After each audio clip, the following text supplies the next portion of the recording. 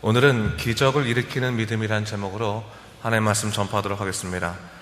오늘 본문의 말씀은 나병 환자와 중풍병자의 치유 기사로 주로 주님의 치유 역사에 대해서 증거하고 있는 것을 볼 수 있습니다. 오늘 본문을 대하면서 우리가 우선적으로 알아야 할 것이 있는데, 이는 이들이 걸린 그 병이 당시의 의료 수준으로서는 고칠 수 없었던 불치병이었다라는 사실입니다. 그래서 그들이 고침받았다는 사실은 당시 사람들에게는 정말 놀랄 만한 기적의 사건이었다는 것을 우리가 좀 알고 들어갈 필요가 있습니다. 여러분, 기적이라는 말의 뜻이 뭡니까? 상식적인 차원에서 납득할 수 없는 놀라운 결과를 이야기할 때, 그때 우리가 기적이라고 말하는 겁니다. 오늘 본문의 치유의 역사는 모든 사람들이 기뻐할 만한 일이긴 했지만 일반적인 상황 속에서는 절대로 있을 수 없는 초자연적인 현상이었다라는 것을 이야기하고 있습니다. 그런데 오늘 본문을 잘 읽어보면 그 기적이 일어나게 된 원인에 대해서 무엇이라고 말하고 있냐면, 뭐라고 말합니까? 바로 믿음 때문이었다라는 것을 얘기하고 있습니다. 바로 믿음이 이러한 기적을 불러 일으켰다라는 것을 얘기하고 있는 것입니다. 사실 기적이란 현상에는 언제나 믿음이 그 바탕에 있습니다. 예컨대 상식적이기 때문에 기적이 일어났습니다, 내가 불신함으로 기적을 얻었습니다, 그런 말이 있을 수 없잖아요. 믿음의 바탕에는 언제나 기적의 바탕에는 언제나 믿음이 있는 거예요. 믿음이 그 바탕에 있는 것입니다. 그렇다면 특별히 오늘 본문에서 기록된 예수님의 치유의 기적의 바탕은 무엇입니까? 이는 바로 주님께서 이루어 주신다라고 하는 위탁의 심령과 그 믿음의 마음을 보시는 주님의 권위가 있었기 때문에 사실은 이러한 기적이 일어났다, 볼 수 있는 것이죠. 자, 우선적으로 우리 12절 말씀을 다시 한번 읽어보겠습니다. 12절 말씀 시작. 예수께서 한 동네에 계실 때 온몸에 나병 들린 사람이 있어 예수를 보고 엎드려 구하여 이르되, 주여 원하시면 나를 깨끗하게 하실 수 있나이다 하니. 온몸에 나병 걸린 사람이 주님께 나와서 구합니다. 주님이 원하신다면 나를 깨끗하게 하실 수 있습니다. 그는 주님께 간구하기를, 주님, 저는 세상에서 소망을 발견하지 못했습니다. 세상에서 저는 버림받은 나병 환자일 뿐입니다. 하지만 주님께서 원하신다면, 주님께서 이루고자 원하신다면 주님께서는 나를 깨끗게 하실 수 있습니다. 이렇게 고백하고 있는 거거든요. 나병 환자는 주님이 지금 나 고쳐주지 않으면 나는 안 됩니다, 억지를 부리고 있는 것이 아닙니다. 그는 오로지 자기의 유일한 소망을 세상에서 찾으려고 하지 아니하고 하나님에게서 찾겠다라고 얘기하는 거예요. 주님이 원하신다면 저는 더 이상 세상에서 소망을 찾지 않겠습니다 라고 얘기하는 겁니다. 여러분, 하나님 안에서 기적을 얻는 사람들은 때로는 너무나 단순해 보이는 삶의 모습이 있습니다. 바로 하나님의 얼굴만 바라보는 것입니다. 세상에서 소망을 찾으려고 하지 않고 오직 주님의 뜻을 구하는 것이 바로 기적을 체험한 자들의 그러한 그 고백의 공통점 중에 하나입니다. 그래서 많은 경우에 기적을 체험한 사람들이 세상에서 아무런 소망의 이유를 발견치 못한 사람들이 많아요. 그래서 어떻게 보면 실패를 하거나 질병이 들거나 모든 사람이 다 두 손 들어서 더 이상 안 됩니다라고 했던 그런 사람들이 사실 기적 많이 체험하는 것 중에 하나가 뭐냐면 세상에서 소망을 찾으려고 하지 않는 거예요. 이제는 세상 소망 끝났다, 하나님만 바라보겠다라고 하는 것이죠. 근데 우리가 명확하게 알아야 될 사실은 기적을 체험하기 위해서 주님께 매달리는 것이 아니라 주님만 소망하며 붙든 사람들에게 하나님께서 기적을 허락하신다는 것을 알아야 되는 거예요. 허락하신다. 그러니까 우리 또한 마찬가지예요. 우리가 무엇인가를 기적적인 일을 체험하기 위해서 내가 이걸 해야겠다는 게 아니라 하나님만 소망하는 사람들에게 하나님께서는 때로는 기적을 통해서도 당신의 삶을 역사하신다는 거예요. 여러 가지 역사하는 그 방법 중에 하나가 기적과 같은 방법도 있다는 것을 우리가 이해해야 되는 거예요. 그러니까 뭐가 먼저인 거예요? 하나님을 바라는 것, 하나님에게만 소망을 찾는 것이 우선적인 일이라는 것을 우리가 알아야 됩니다. 그러니까 주님만이 나의 전부가 되실 때 우리도 하여금 하나님께서는 세상적인 방법으로는 도무지 이해할 수 없는 그런 기적과 같은 일들을 허락해 주시더라는 거예요. 그래서 하나님만 바라보게 하신다. 이거는 어떻게 세상적 설명을 낼 수 없어요. 그냥 주님의 은혜입니다, 주님의 역사입니다 라고 설명할 수밖에 없는 그런 일들도 우리에게 허락하시다 이거죠. 13절 말씀에서 주님께서 이렇게 말씀하십니다. 내가 원하노니 깨끗함을 받으라 하신대 나병이 곧 떠나니라 말하고 있어요. 하나님의 뜻이 있으면, 하나님의 목적이 있으면 기적은 그 다음 일인 것입니다. 신기한 일이 아니라 뭐예요? 하나님의 증거고 만지심의 흔적일 뿐입니다. 그것을 알아야 되는 거예요. 17절에 보면 또 다른 기사가 하나 또 나오죠. 어떤 사람들이 중풍병자를 침상에 메어서 주님께 나아가고자 할 때 너무나 많은 무리들이 모여서 길을 얻지 못했습니다. 그래서 어떡합니까? 그들이 집으로 올라가서 지붕 위로 올라가서 지붕을 뜯었죠. 기아를 벗기고 병자를 침상에 매단 채 무리 가운데 예수님께 앞으로 달아내렸습니다. 상을 보신 예수님께서 무엇이라 말씀하십니까? 20절 말씀인데 20절 말씀을 다 같이 한번 읽어보겠습니다. 시작. 예수께서 그들의 믿음을 보시고 이르시되 이 사람아 내 죄사함을 받았느니라 하시니 했어요. 예수님께서 그들의 무엇을 보셨다고 말씀하십니까? 믿음을 보셨다. 그들의 믿음 뭡니까? 침상에 가지고 온 그 친구들, 그리고 또 누구도 마찬가지예요? 중풍병들도 마찬가지고 그들의 믿음을 보시고 이렇게 얘기하는 거예요.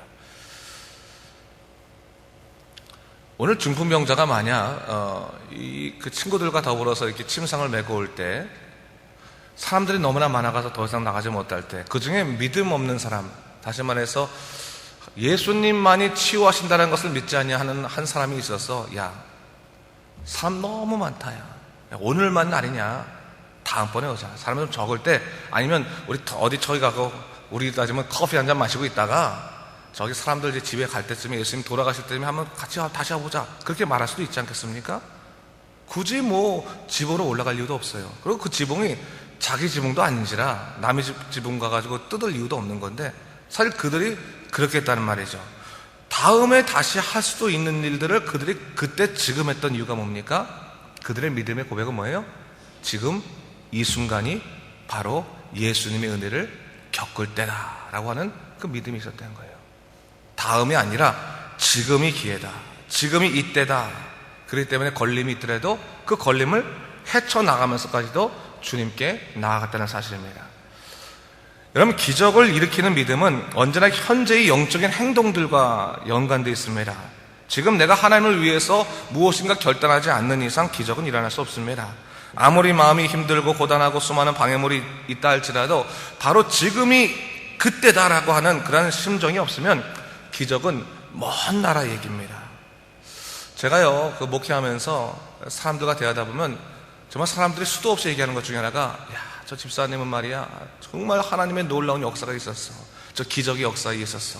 내게도 참 있었으면 좋겠다. 그런 얘기를 많이 해요. 저기 뭐 장로님은, 저기 권사님은 정말 대단해. 저 인생 속에서 정말 하나님의 흔적들이 많아. 야, 나는 그런 거 하나도 없어. 나도 있었으면 좋겠어. 그런 말들을 많이 해요. 근데 참 이상한 것은 부러워만 하고 누리려고 하지는 않는다는 거예요. 부러워만 하고. 그러니까 다 저 기적이 있다면 하나님께서 모든 사람에게 허락하지 않으셨겠습니까? 근데 부러워만 하지 누리려고 하잖아요. 근데 누리려고 하지 않는 이유가 뭡니까? 기적이 다른 사람들만의 얘기고 내 얘기가 아니고, 또한 그가 하나님의 놀라운 역사를 처음 할 그때 그가 어떻게 보면 영적으로 태만했기 때문에 그가 누리지 못하는 경우들도 상당히 있어요. 다른 말로 말하면 영적인 구경꾼이 되려고는 했지만 영적인 증거자가 되려고 하지는 않았다는 거예요. 오늘 내가 하나님을 위해서 무엇인가 결단하고 내려놓고 주님을 위해서 걸어갈 수 있다면 여러분, 우리는 영적인 구경꾼의 서정에서 벗어나서 영적인 증거자가 될 수 있는 것입니다. 여러분의 삶은 여러분 영적인 증거자가 되고 싶습니까? 영적인 구경꾼이 되고 싶습니까? 물론 구경꾼들도 사실은 믿음 갖고 살아갈 수는 있습니다. 왜? 다른 사람들의 증거가 되니까. 그러나 확고한 믿음은 어디서부터 생겨나는 거예요? 내가 체험했을 때, 내가 하나님을 만나고 내가 체험했을 때 거기서부터 일어나는 일 아니겠습니까? 그렇다면 우리 안에 고백이 있기 위해서는 영적인 결단이 오늘 있어야 되는 거예요. 비록 걸림돌이 있다 할지라도, 아픔이 있다 할지라도, 힘듦이 있다 할지라도, 힘들 때일수록 나는 하나님을 선택하겠습니다, 나는 하나님 위에 나아가겠습니다 라는 결단이 있을 때 하나님께서는 세상이 감당치 못할 놀라운 역사를 우리에게 허락하시다는 거예요. 적어도 제가 만난 대부분의 사람들은 그랬어요. 흔히 놀라운 하나님의 은혜와 기적을 체험한 사람들은 다 그들이 걸림돌이 있었을 때 그 걸림돌을 오히려 디딤돌 삼아서 건너가서 하나님의 역사를 체험하려고 영적인 결단했을 때 하나님께서 그를 이루어 주신 것을 제가 볼 수 있었습니다. 여러분, 다음 기회는 항상 없다고 생각해야 돼요. 다음 기회가 아니라 뭐예요? 바로 지금이 바로 하나님이 주신 유일한 기회라고 생각하고 언제나 주님을 붙잡을 수 있을 때, 주님을 바라볼 수 있을 때 우리는 놀라운 하나님의 역사도 체험할 수 있게 되는 것입니다. 자, 그러면서 오늘 본문을 보니까 주님이 중풍병자를 데리고 온 이 사람들의 믿음을 보시고 뭐라고 말씀하셨어요? 이 사람아, 내 죄사함을 받았느니라 이렇게 말씀하셨어요. 좀 뜬금없긴 하죠. 병을 고치는 것과 죄사함이 무슨 관계가 있을까라고 생각하는데, 사실 여러분, 죄라는 것이 하나님과 단절 아닙니까? 하나님과 단절되면서 일어나는 수많은 일들이 중에 하나가 바로 질병인 거예요. 어떻게 보면 뭐 바이러스나 그런 건 아니고 그 병이라는 자체, 근원 자체가 그렇습니다. 근데 그들의 믿음으로 말미암아 그들이 단절되었던 그런 하나님과의 관계가 뭐예요? 다시금 이어졌다. 그렇다면 그것이 뭐예요? 죄사함을 받은 것과 진배가 없는 것입니다. 근데 그것에 대해서 서기관과 바리새인들이 예수님을 향해서 신성모독이라고 하면서 욕하고 있었다. 그것을 얘기하고 있죠. 그러면서 주님께서 말씀하시기에 그들의 마음의 생각을 하시고 내 죄사함을 받았다는 말과 일어나 걸으라 하는 말 중에 어느 것이 쉽겠느냐라고 물으시고 이렇게 선포하셨습니다. 우리 23절과 24절 말씀을 다시 한번 읽어보겠습니다. 23절, 24절 시작. 내 죄사함을 받았느니라 하는 말과 일어나 걸어가라 하는 말이 어느 것이 쉽겠느냐. 그러나 인자가 땅에서 죄를 사하는 권사가 있는 줄을 너희로 알게 하리라 하시고 중풍병자에게 말씀하시되 내가 네게 이르노니 일어나 내 침상을 가지고 집으로 가라 하시매. 주님의 기적은 말장난이 아니라 현실이며 하나님의 권위가 함께하지 아니하시면 안 되는 것이라는 것을 바로 이 말을 통해서 선포하신 것이죠. 증거하신 거죠. 말씀대로 기적이 일어나자 사람들이 놀라고 그때서야 하나님께 영광을 돌리고 있는 것을 볼 수 있습니다. 근데 여러분, 우리가 본문을 잘 읽어보면 알 수 있겠지만 예수님이 계시던 그 자리에 기적을 체험하고 하나님을 섬기는 사람들이 있었는가 하면 서기관과 바리새인들이 있었던 것을 볼 수 있어요. 그렇죠? 서기관과 바리새인이 왜 있었을까요? 왜 있었을까? 물론 예수님의 사역의 초기, 중기, 말기에 서기관과 바리새인의 태도가 다 달라요. 그러나 초기에는 어떤 거니? 이게 지금 초기니까 초기에 서기관과 바리새인들이 왜 그쪽에 갔냐면 과연 예수라는 사람이 저만큼 능력이 있다는데 과연 어떤 능력이 있는지 한번 보자. 그러고 간 거예요. 그 기적이 진짜냐 아니냐라고 보고 갔다는 거예요. 근데 중요한 건 뭐예요? 호기심으로 간 것은 분명하지만 그 호기심이 믿음과 연결되지 않았어요. 그들이 예수님이 궁금하긴 했어요. 그러나 예수님 바라보면서 그들이 믿음과 연결됐었으면 달랐을 텐데 그들은 믿음이 없었어요. 단순히 호기심만 있었던 뿐이야. 왜? 자아가 너무 강해서. 그 놀라운 역사 가운데서도 잘하는구나, 혹은 저건 가짜구나, 이렇게 판단을 할 줄 알지 그것을 믿으려고 하지 않았다는 거죠. 그런 마음 속에서는 그들은 기적을 누릴 수 없게 되는 거예요. 모든 사람이 다 하나님께 아멘하고 있는데 이 서기관과 바리새인들만 야 신성모독이다라고 얘기하고 있는 거예요. 그렇지 않습니까? 모든 사람이 다 하나님께 영광을 돌리고 있는데, 모든 사람이 하나님이 다 기뻐하고 있는데 이 서기관과 바리새인만은 신성모독을 딱 잡아가지고 야 이건 잘못된 것이다라고 얘기하고 있지 않습니까? 사실 오늘날 우리가 영적인 공동체가 다 그렇습니다. 교회도 마찬가지예요. 모든 사람이 다 하나님의 은혜 가운데 거할 수는 없습니다. 그러나 우리가 알아야 할 것은 뭡니까? 영적인 구경꾼으로 끝나게 된다면, 아니 영적인 구경꾼도 아니라 구경꾼, 나랑 아무 관계없는 구경꾼으로만 끝나게 된다면 여러분, 우리 믿음의 세계는 우리 삶 속에 일어날 수 없습니다. 구경꾼이 아닙니다.